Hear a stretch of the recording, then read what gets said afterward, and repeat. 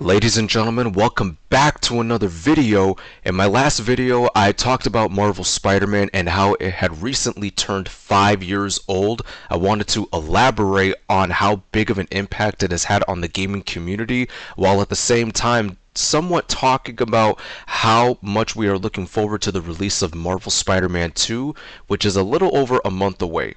I had a suggestion from one of my viewers where he basically suggested that I talk about the Spider-Man games that have released throughout the years, where I give my thoughts on the gameplay, the story, its overall structure, and just seeing how it has evolved over time. So that's what I'm going to do. Right here, we got Spider-Man the movie, which is based off of the Spider-Man film that released in 2002 that was directed by Sam Raimi and had Tobey Maguire, Kirsten Dunst, and many other of cast members that we are familiar with from this movie slash game. One of the things that I noticed about Spider-Man the movie, the game, is that its story is basically identical to the story that you get in the movie version of Spider-Man. They all play in chronological order, they all play out in the exact format, coming across villains in this game that you didn't really come across in the movie. This game has a very linear structure. It's not open world, so you're basically tackling this game from a very linear aspect. One of the things that I definitely loved about this game is the fact that its combat system was pretty addicting to use. I will admit, it has evolved over time and the combat has gotten better with each newer title, but back in the day, this kind of combat was actually pretty satisfying to use, even though you had to deal with its quirks and its stiffness.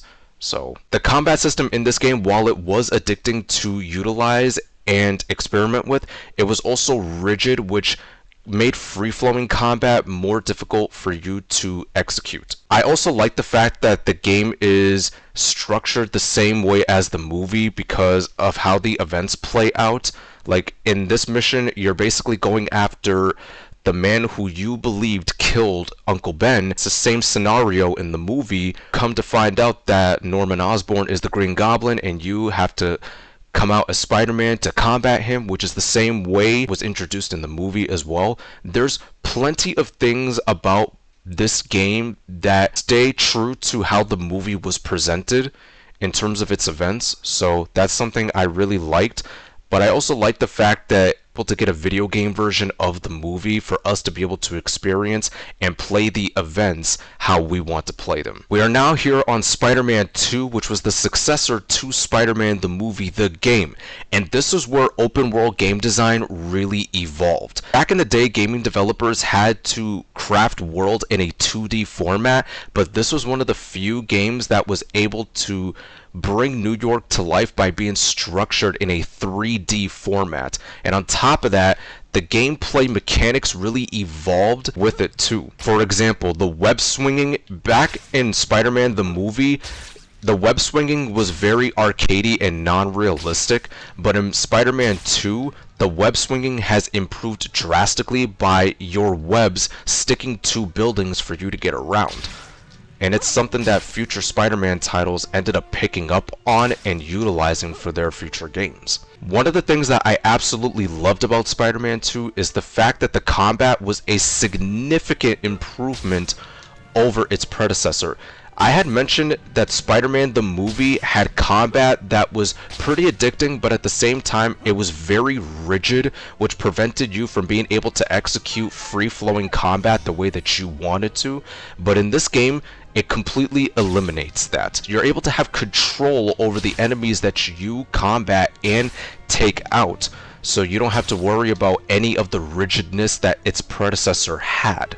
Another notable thing is that in Spider-Man the movie, you weren't able to roam around the streets like you could. You had to mainly stick to being in the air. Kind of like how it was with the Spider-Man game that released for the PlayStation 1. You weren't able to roam around the streets. You were limited to roaming around in the air, and if you went down to the streets, you'd be dead.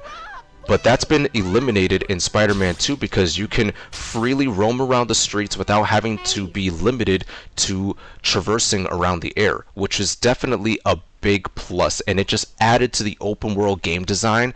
This game was able to help evolve. Now we're going to be moving on to Spider-Man 3, which is the successor to Spider-Man 2. Spider-Man 3 still had the free-flowing combat that I loved from its predecessor. Another thing that I absolutely loved about these Spider-Man titles was Bruce Campbell being the narrator for the dialogue that you would be listening to in the game. Spider-Man 3 still follows the same story structure that the movie had, where Peter Parker was able to finally score the love of his life. Eddie Brock, he ends up emerging at the Daily Bugle and causes some kind of conflict with Peter. And then Venom was introduced along with Sandman and the Lizard and a few other villains. The only villain that I actually enjoyed was Morbius.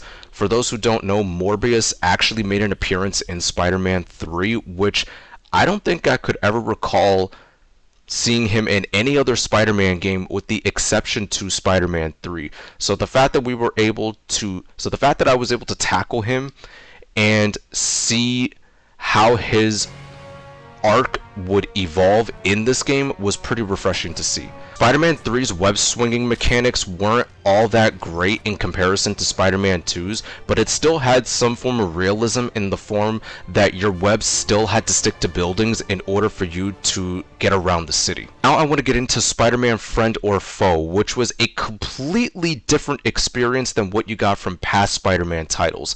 This game was different in the sense of that not only were you able to still go up against Spider-Man's greatest foes, but you were also able to team up with them and go to various locations around the world and discover newer villains for you to face off against, along with team against. You had Venom, Sandman, Dr. Octopus, Green Goblin.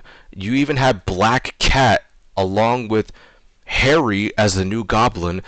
What was interesting is that the Agents of S.H.I.E.L.D., they were put into this game to allow you to figure out where your foes were at, how to plan out your attack against them, and so forth, which was very interesting. This was something that we had not seen in any Spider-Man game prior, at least to my knowledge. I always looked at this game as the video game version of Spider-Man No Way Home. You were able to go up against your former enemies, but at the same time, as the story progressed, you were able to team up with them and face off against newer villains that came up out of nowhere for you to go up against. One of the things that I absolutely loved about Spider-Man Friend or Foe was just being able to play as the villains, because it allowed me to be able to play from an entirely different perspective than what I have been used to playing from past Spider-Man titles.